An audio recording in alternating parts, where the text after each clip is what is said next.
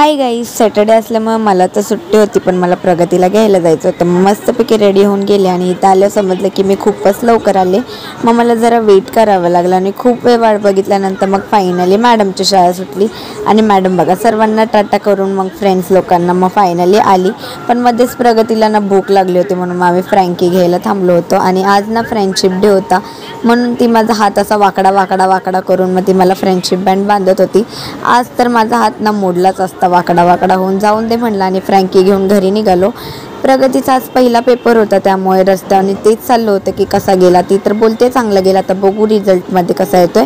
घरी आल्यानंतर मस्तपैकी जेवून झोपले आणि झोपेतून उठल्यावर आज मला डॉक्टरकडे जायचं होतं, कारण आत्ताचं वातावरण खूपच खराब झालं आहे। म्हणजे ज्यांना त्यांना सर्दी खोकला ताप झालं आहे, मला पण खूप सर्दी जाम झाली।